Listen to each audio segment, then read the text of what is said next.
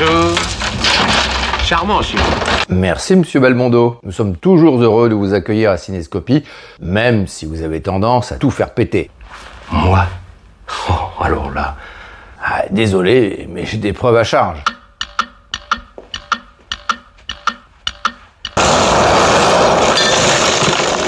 Si t'as des volontés à exprimer, une prière que t'aimes bien, ou un mot historique à balancer, mine-toi, ça va péter. Dans Flic ou Voyou, tout de même, excusez-moi de vous dire, vous y allez gaiement. Et quand il faut y aller, faut y aller.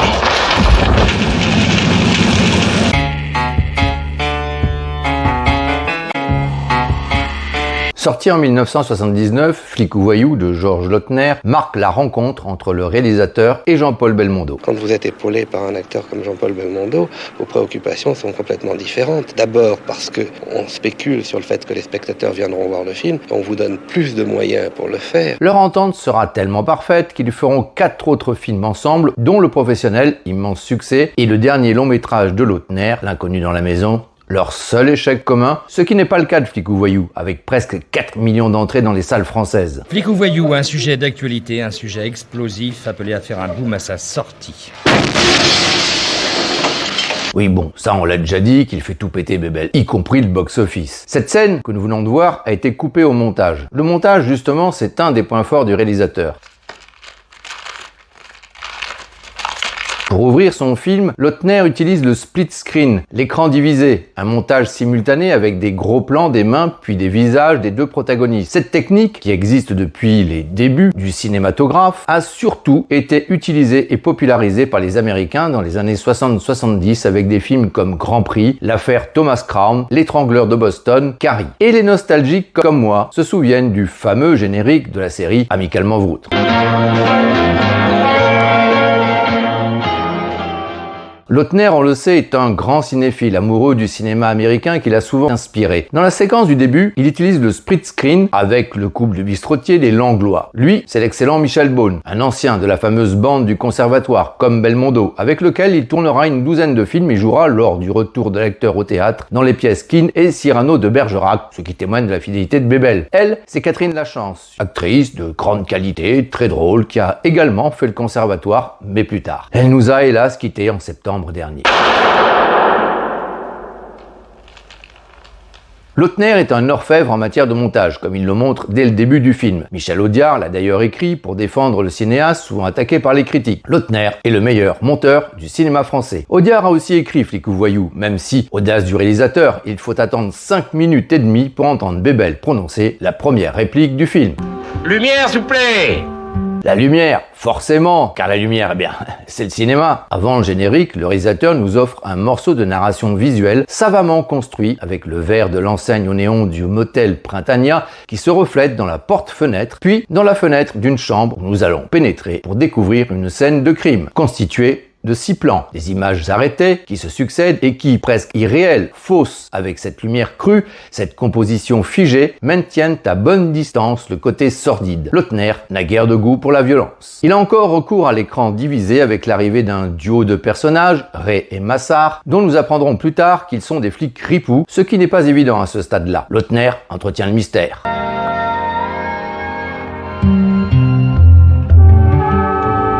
Avec la musique jazzy de Philippe Sard, qui a fait appel au trompettiste virtuose Chet Baker pour l'occasion, il crée une atmosphère de polar, de film noir, genre qu'il affectionne.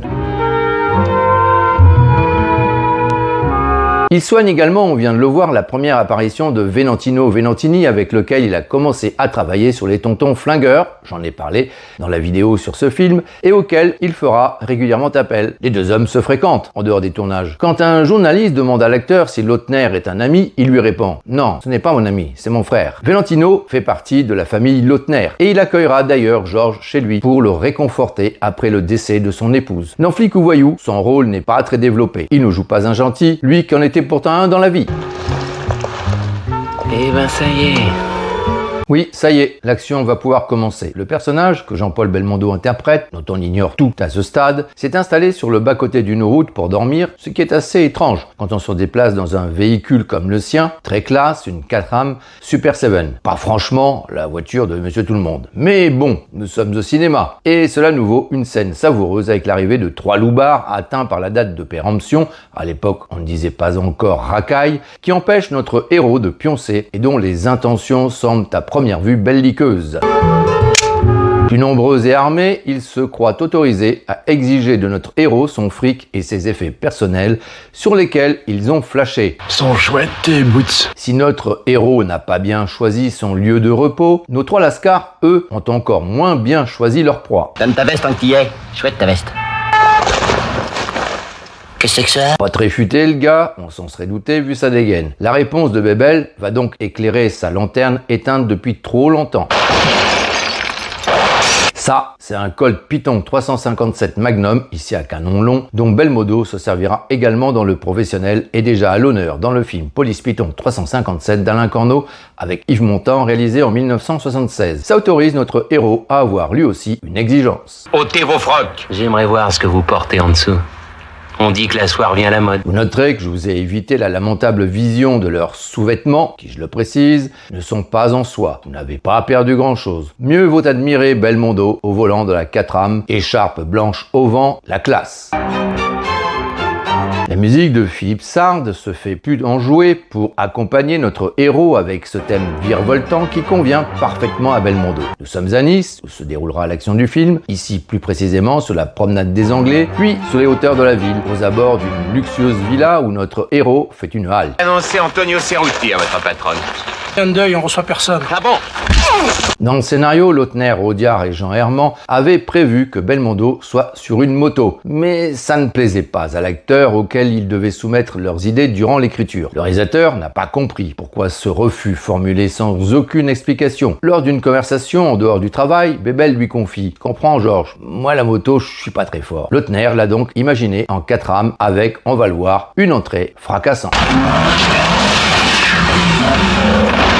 Bébel ne sonne pas au port, trop facile. Lui, on l'a dit, et on vient de le voir, il pète tout. Quand même plus sympa pour le spectateur. Surtout que Michel Audiard met dans sa bouche une réplique toute simple, mais très amusante dans cette situation. Y'a quelqu'un? Eh ben oui, il y a quelqu'un.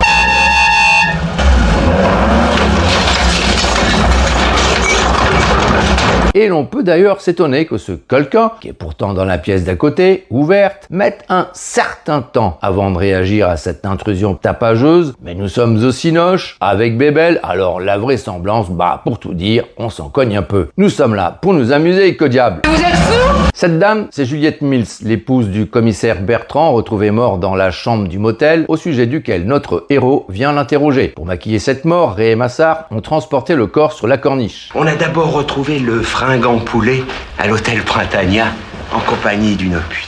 Bébel nous offre un véritable festival avec sa légendaire décontraction, son abattage et son panache, inspiré de l'acteur Jules Berry, une de ses idoles, auquel il a voulu rendre hommage ici. Précisément, horreur qu'on écoute aux portes.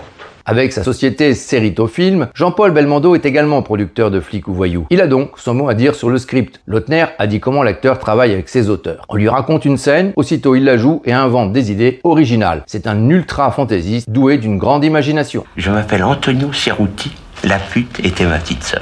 Le titre du film laisse planer une ambiguïté quant à cet Antonio Cerruti. Flic ou voyou? Le scénario est l'adaptation du roman L'inspecteur de la mer, au titre moins ambigu, signé Michel Grisolia, dont Lautner, Herman et Audiard n'ont pas gardé grand-chose, même pas le titre, donc dû à René Château. Ce dernier, d'abord attaché de presse de l'acteur, est devenu son conseiller en communication et son associé jusqu'à leur brouille violente et définitive en 1984. On lui doit également la conception de l'affiche du film, avec cette image de Belmondo que l'on ne voit pas dans Flic ou Voyou. Et pour cause, retravaillée, elle provient du tournage de Borsellino. Détail très amusant, le lettrage utilisé sur l'affiche de Flic ou Voyou est celui, à l'époque, de FO, et oui, Force ouvrière, le syndicat créé en 1947 après une scission de la CGT. Trouvez-vous pas, monsieur Cerruti, cette démarche légèrement inconvenante? Les temps sont durs, Camille. Eh oui, les temps sont durs. C'est pourquoi... Vous aviez une créance à présenter. Mais est-ce valable? Dans le rôle de Camille, Michel Perlon fait preuve de cette suavité ambiguë qu'on lui connaît, souvent inquiétante, dérangeante. Flic ou voyou compte un nombre important de seconds rôles interprétés par d'excellents acteurs. C'est souvent le cas dans les films de Jean-Paul Belmondo, qui aime s'entourer d'une troupe de comédiens qui, par leur qualité, mettent encore plus en valeur son jeu et le film. Comme qu'entre gens compétents, on peut toujours s'entendre. Cerruti fait donc chanter la veuve du commissaire parce que, comme il le dit, Je comptais sur ma petite Rita pour me remettre le pied à l'étrier et crac. il ne peut plus compter sur Rita, sa petite sœur décédée, qui se prostituait pour son compte. Évidemment, on n'y croit pas une seule seconde. C'est Jean-Paul Belmondo sur l'écran et il est incapable de telles horreurs. En revanche, il est capable de ça. Notre héros facétieux et un brin mystérieux, dont on vient d'apprendre lors de l'interrogatoire de maman Cerruti, qui n'est pas Cerruti, poursuit son enquête de manière, dirons-nous, assez virile. Sa victime du jour, c'est Mario, interprété par Venantino Venantini. C'est pas juste. C'est pas juste, oui, mais tellement jouissif, une bagarre de derrière les fagots. Passage quasi incontournable dans tout bon bébel qui se respecte, ici réglé par Claude Carliez, maître d'armes et cascadeur, grand spécialiste du genre en France depuis les années 50, un habitué des productions s'illustre Belmondo. Le dernier film sur lequel le cascadeur travaillera sera d'ailleurs Une chance sur deux que l'acteur tourne en 1998 avec son grand rival amical Alain Delon. Cet interrogatoire musclé met Bébel sur la piste des inspecteurs Massard et Ray, les deux ripoux. Le plus dangereux, c'est Ray. Le plus con, c'est Ray. On a reconnu dans ce rôle Charles Gérard, ami fidèle de Bébel dans la vie, qui a fait une grande partie de sa carrière en tournant une vingtaine de fois rien que ça avec Claude Lelouch, dont L'aventure c'est l'aventure et La bonne année que j'ai traité sur la chaîne. Charles Gérard ne jouera que dans 6 films de Belmondo, dont le dernier, Un homme et son chien, le seul que la star pourra tourner après son AVC. Leur belle amitié, malgré une très longue fâcherie, durera jusqu'à la mort de Charlot, 2 ans avant celle de Bébel. Dans Flic ou voyou, le rôle de Charles Gérard est très épisodique. Cela fait partie, je trouve, du charme de ce film, son côté désinvolte, un peu absurde, mais néanmoins très construit, très pro, du Lautner quoi, et du Bébel aussi. Les deux hommes se sont très bien trouvés sur ce plan-là, celui de la fantaisie. D'après Michel Audiard, dès la première heure de tournage, on avait l'impression que ces deux-là travaillaient ensemble depuis 10 ans. Et je trouve qu'il a, en dehors de son talent de technicien et de metteur en scène, il aime beaucoup les acteurs, ce qui est une denrée assez rare de nos jours. Autre exemple de fantaisie, pour Bébel, Camping rime avec... Le smoking, c'est pour aller au casino. Mais avant, il va alpaguer le proprio de l'établissement, Théodore Musard, dit l'Auvergnat, truand qui règne sur une partie de la ville, notamment sur le jeu. Autre très bon second rôle, Georges Géré, qui a déjà joué avec Belmondo dans Week-end à Zuidcote et Par un beau matin d'été en 1964. La star lui dit au moment de tourner cette scène « C'est quand même terrible, Georges. On n'a pas tourné ensemble depuis 14 ans et la première fois où je te retrouve, je suis en train de te filer des coups. » Géré tournera son dernier film, L'inconnu dans la maison, avec Jean-Paul Belmondo, toujours sous la direction de Georges Lautner. Ici, c'est pas l'inconnu, mais le nu, et pas dans la maison, mais dans la cabine téléphonique. Il n'est pas arrivé là de son propre chef, l'Auvergnat. J'ai dit à poil. Décidément, c'est une manie chez lui de faire se déloquer les malfaiteurs. Tiens, c'est peut-être une idée à soumettre aux législateurs pour lutter contre la délinquance. Qui c'est cet en manché, bon Dieu? Très bonne question. Laissons Lautner y répondre. Belmondo est un flic qui en a marre de la routine, de la mollesse et des compromissions. Son comportement est plutôt celui d'un voyou que d'un flic. Du sur-mesure pour Bébel, qui déteste la routine, et nous en avons encore l'illustration quand il met une bombe dans le bureau de Musard au casino. Ah, c'est certain que là, niveau routine dans la procédure policière, il y a de la marge. Et c'est pas fini. Le film procure d'ailleurs une certaine jubilation, quand on sent que ça ne s'arrêtera pas en si bon chemin, que plus il avance, plus il nous réservera des surprises. Nous aurons encore également droit à d'autres seconds rôles, source de plaisir supplémentaire, et non des moindres, avec dans un premier temps l'apparition de la sublime Marie Laforêt en panne avec sa Rolls qui a opportunément crevé un pneu afin que notre héros vienne en aide à la dame en détresse. C'est un vrai? Non.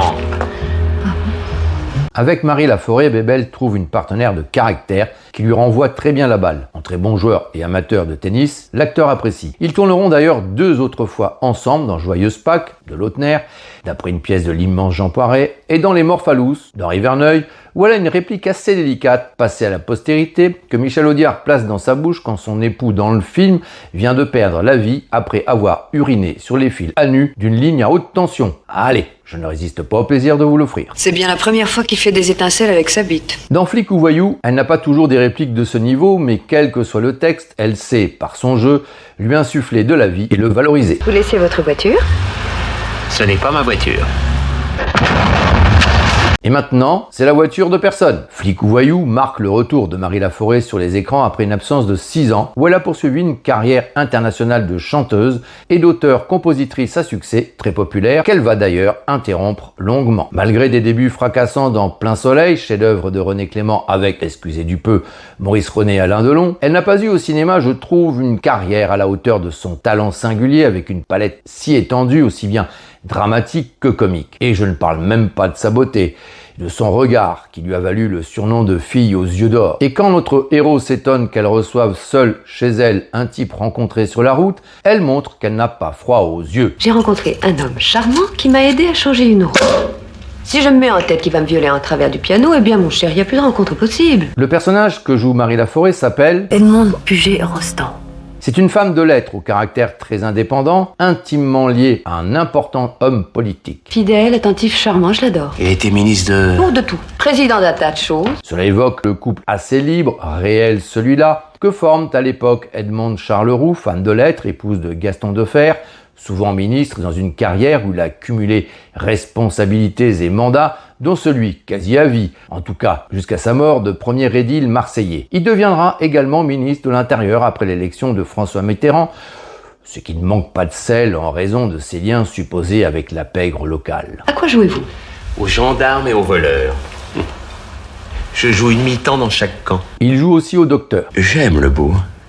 À Nice, les nouvelles vont très vite et le lendemain matin, notre héros peut déjà lire dans la presse locale un article sur ses exploits nocturnes de la veille. La vraisemblance y perd, mais la transition cinématographique y gagne. Cela permet à Lautner de nous présenter un nouveau personnage essentiel, le commissaire principal Grimaud. Jubilation totale du spectateur. Il est interprété par le grand Michel Galabru, un monument.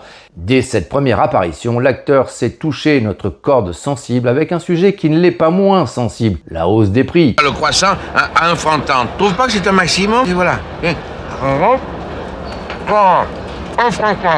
Qu'est-ce qu'il dirait aujourd'hui le commissaire? À l'époque, avec le prix actuel du croissant, on pouvait s'en payer 5. Et de nos jours, nous n'avons même plus un Galabru pour nous faire marrer. Face à lui, l'autre grand truand de la ville, Achille Wolfoni. Ce nom de famille vous dit sans doute quelque chose. Normal, c'est celui des frangins qu'interprètent Jean Lefebvre et Bernard Blier dans Les Tontons Flingueurs. Le Wolfoni de Flic ou Voyou, moins rigolo, c'est Claude Brossé, un autre ami de Belmondo qui jouera dans plusieurs de ses polars et qui délivre au commissaire une réplique pleine de bon sens. Si on bouffe plus de croissant, monsieur le principal, on se tapera les biscottes, on se fera une raison. Quand la biscotte remplace le croissant, voilà ce qui arrive. Bon, comme ça allait très vite, je vous remontre. L'extrait que nous venons de voir et revoir est tiré, vous en êtes un peu douté, de La Cage aux Folles, un autre film avec Michel Galabru, tourné juste avant Flic ou Voyou.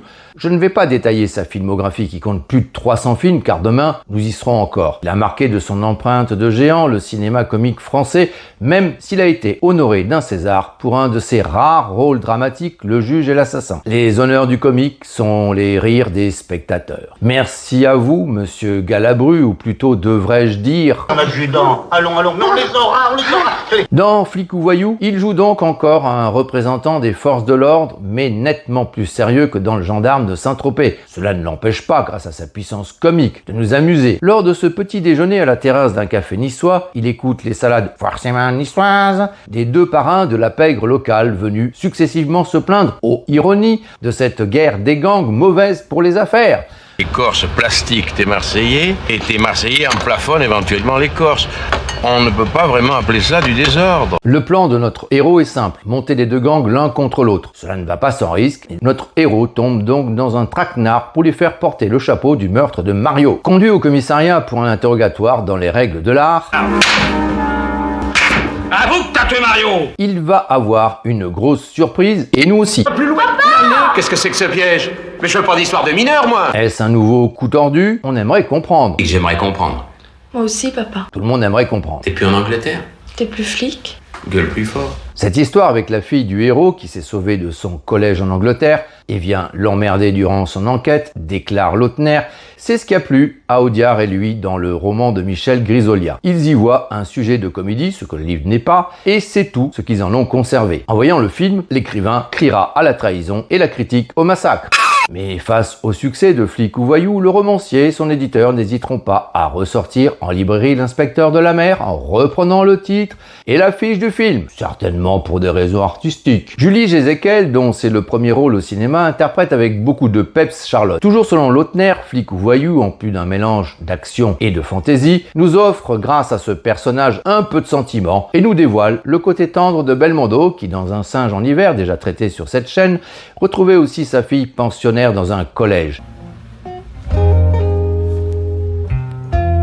Audiard, sauf exception notable, comme justement Un singe en hiver d'Antoine Blondin, est rarement fidèle aux œuvres qu'il adapte. Il faut savoir que l'auteur de L'Inspecteur de la Mer, Michel Grisolia, travaille au Nouvel Observateur où il est le protégé d'un certain Jean-Louis Bory, pilier de cette revue où il l'a fait embaucher. Bory, c'est celui qui a écrit en 1970 dans cet hebdomadaire « J'ai déjà marché dans du Audiard, mais c'était du pied gauche et m'a porté chance ». Dans ces conditions, je me demande si ce dernier, en ne respectant pas L'Inspecteur de la Mer et en le transformant en flic ou voyou, n'y aurait pas pris un malin plaisir. Ah, les chocolattis. En ce temps-là, on en vendait à l'entracte dans les cinémas. De charmantes ouvreuses passaient dans les allées avec leur panier autour du cou pour nous proposer des bonbons, chocolats et esquimaux. À l'époque, dans le film, c'était sans doute un placement de produits assez futé. Aujourd'hui, c'est un peu comme la Madeleine de Proust. Bon, alors on t'a envoyé de Paris pour enquêter sur la mort du commissaire Bertrand. Voilà qui clarifie les choses. Qu'est-ce qui se passe en ce moment?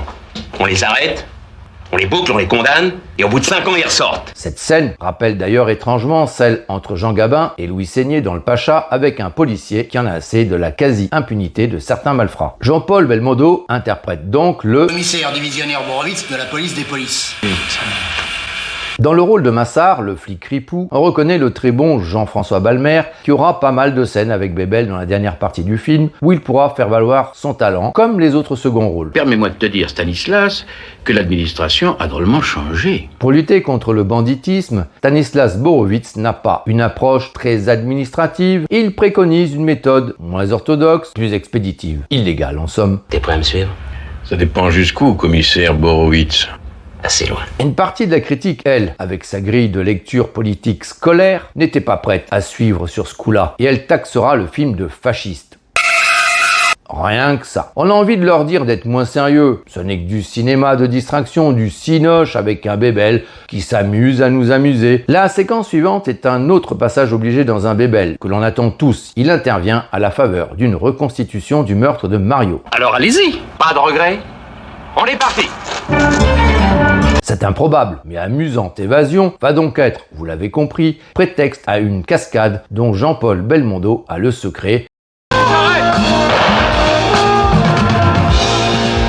Lautner et Belmondo ont demandé à Audiard d'écrire une autre scène de cascade qui ne figure pas dans le scénario et qu'ils veulent comique. Cela donne une séquence où, encore une fois de manière très fantaisiste, Borowitz, devenu un fugitif, après cette spectaculaire évasion, croit judicieux de se dissimuler en prenant la place d'un candidat au permis de conduire dans la voiture de l'examinateur. Vous n'avez pas mis votre clignotant. Ben, si vous commencez comme ça, vous n'aurez jamais votre permis de conduire. L'examinateur est joué par Philippe Castelli, que Georges Lautner a déjà dirigé une douzaine de fois depuis Les Tontons Flingueurs. Son ton impassible et inénarrable contribue largement à la drôlerie de cette séquence. Sens interdit. Le style comique très particulier de Castelli a d'ailleurs fait son succès avec Les Grosses Têtes, émission radiophonique de Philippe Bouvard, dont il est devenu un des piliers. Voilà la police. Eh ben, on va vous retirer votre permis avant même que vous l'ayez.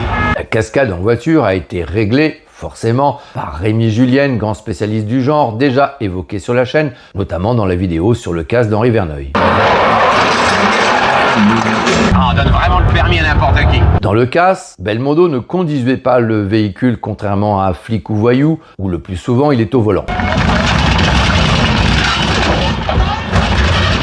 Quand ce n'est pas le cas, ce n'est pas trop visible comme ici. On a vu bien pire ailleurs, y compris dans des films d'action américains d'excellente tenue. Bon, ben vous êtes recalés. Oh, vous êtes dur. Pas aussi dur que les critiques envers le film. Elles auraient pu reprocher à Flic ou Voyou son dernier tiers, pas tout à fait à la hauteur du reste, je trouve. Il manque, à mon goût, une apothéose, même si cela se tient, et que ce n'est pas n'importe quoi. Il y a une vraie fin qui conclut l'intrigue sans surenchère après un rebondissement.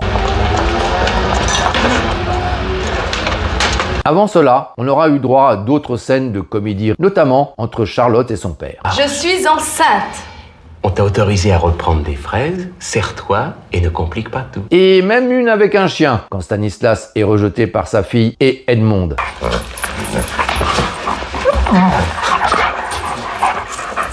Comme quoi, le chien est vraiment le meilleur ami de l'homme. Le critique de cinéma, lui, n'est pas le meilleur ami d'Audiard, de Lautner et de Belmondo, si bien que ce dernier a même fini par le priver de projection. Il n'a qu'à payer sa place comme tout le monde, estime le comédien. Forcément, cela n'a pas joué en sa faveur auprès de certains journalistes.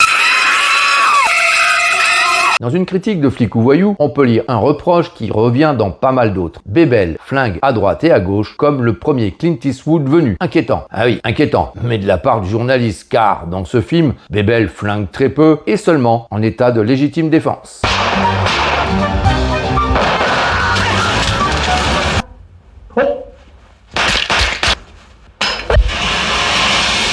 Vous noterez qu'il ne flingue pas ce flic ripou, qui se retrouvera quand même avec une balle en plein front afin de faire porter le chapeau à Wolfoni. Comparer Belmondo à Eastwood n'est pas, à l'époque, un compliment sous la plume des critiques, assez nombreux, qui se laissent aller à cette comparaison hasardeuse car l'acteur américain, taxé lui aussi de fascisme, n'a pas du tout la cote. Que répondre à tout ça? Je ne peux pas entendre des conneries pareilles. Merde à la fin.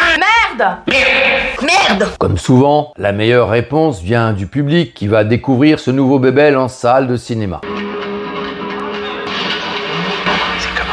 C'est vraiment très bien, Flic ou Voyou, divertissant, amusant, enlevé, avec un Belmondo en grande forme et des seconds rôles aux petits oignons, comme on les aime. Le cinoche du dimanche, quoi, qui vous délasse après une dure semaine de labeur et de tracas en tout genre. Lors de sa sortie, Flic ou Voyou casse la baraque.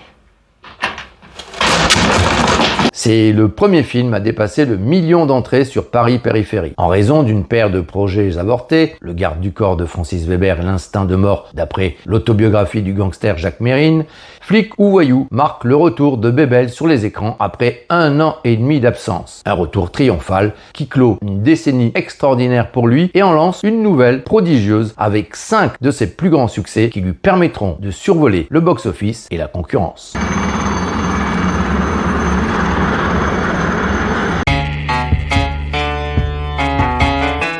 Comme promis à un abonné, je vais à présent en bonus raconter mon inoubliable rencontre avec Jean-Paul Belmondo dans des circonstances très particulières, il y a une vingtaine d'années. Cette anecdote ayant eu lieu après son AVC, même si elle reste positive, je préfère vous prévenir que j'y évoque l'acteur forcément diminué par cet accident vasculaire qui, comme il le disait lui-même, l'a laissé handicapé, sans jamais s'en plaindre. Je comprends toutefois parfaitement que cela puisse rebuter certaines personnes, bien que Belmondo, l'homme à mon sens, y apparaisse encore plus grand que le comédien, tel qu'en lui-même, comme nous l'aimons. À l'époque, j'organisais des championnats du monde de boxe. On le sait, Jean-Paul Belmondo a toujours été un grand amateur du noblard. Il avait donc voulu assister à cette soirée pugilistique. Je me faisais une joie de le voir en vrai, comme on dit, même après le drame qu'il venait de vivre. J'espérais lui dire toute mon admiration. J'appréhendais un peu cet instant. Ma crainte était fondée, mais pas pour les raisons que je pensais. Vint le moment tant attendu. L'apparition de la star dans le hall, décontractée dans sa tenue élégante et claire, la crinière blanchie, le teint hâlé et le sourire aux lèvres, le magnifique dans toute sa splendeur, accompagné d'un garde du corps qui valait mieux étant donné son gabarit ne pas provoquer. Très impressionné, je me suis approché de Jean-Paul Belmondo. Je ne me souviens pas avoir remarqué la canne sur laquelle il s'appuyait. À mes yeux, il était toujours l'as des as. Pour accéder à la salle, il fallait soit monter un escalier d'un étage, soit prendre un ascenseur. En prévision de l'avenue de Bébel et sachant sa mobilité réduite, je lui avais réservé l'ascenseur et je l'ai conduit sans oser lui dire ce que j'avais préparé durant des heures dans ma tête. Être à ses côtés, au fond, me suffisait amplement. J'étais sur un nuage, mais j'en suis vite redescendu. Avec stupeur, je vis que l'ascenseur venait de se bloquer entre 2 étages avec Jean-Paul Belmondo à l'intérieur. Comme on n'est jamais trop prudent, j'avais demandé la présence d'un technicien de maintenance sur place, mais ne l'avais pas eu pour de basses considérations budgétaires. Il a donc fallu attendre un bon moment avant qu'un technicien d'astreinte vienne délivrer la star et son garde du corps. Inutile de vous dire que durant cette attente interminable, j'ai eu le temps de préparer un texte d'excuses. Quand l'acteur est sorti de l'ascenseur, je savais plus où me mettre. J'ai commencé à confondre en plates excuses quand Bébel, avec sa voix reconnaissable entre mille, s'est adressé à moi. « T'inquiète, c'est rien, vraiment, il n'y a pas de mal. » J'ai insisté, à l'air contrit, défait. Alors, il m'a dit, je l'oublierai jamais, sur un ton d'une grande douceur, avec une infinie gentillesse, « Bien sûr, c'est rien, faut pas t'en faire comme ça. » J'ai acquiescé de la tête, avec un sourire triste, car l'ascenseur était toujours en rade, impossible d'utiliser. Le technicien travaillait dessus, mais ça risquait d'être long. Je m'en voulais encore, surtout que l'acteur allait devoir monter avec sa canne un étage qui en valait bien 2, une épreuve très pénible en perspective. Comme dans une chorégraphie longtemps répétée, et avant même que je m'en rende compte, Bébel était dans les bras du colosse qui n'était pas seulement, je m'en rendais compte, son garde du corps, mais présent pour l'aider dans ses déplacements. En France, l'accessibilité pour les personnes à mobilité réduite n'est pas toujours ce qu'elle devrait être, encore moins à cette époque. Belmondo avait dû vite s'en apercevoir et il avait donc recours à cette aide humaine. Quand j'ai vu Jean-Paul Belmondo dans cette situation, par pudeur, j'ai détourné la tête. Le temps s'est arrêté et je l'ai revu accomplir ses cascades les plus spectaculaires. Était-ce le même homme? Oui, un homme qui devait à présent faire preuve chaque jour d'un immense courage. Au fond, sa cascade la plus périlleuse, c'était celle que j'avais eue sous les yeux ce soir-là. Depuis, chaque fois que j'ai tendance à m'agacer, ça m'arrive trop souvent, l'instant d'après, j'entends la voix de Bébel me dire « C'est rien, faut pas t'en faire comme ça. » Et aussitôt, je dis ce que j'aurais dû dire ce jour-là, « Merci, monsieur Belmondo. »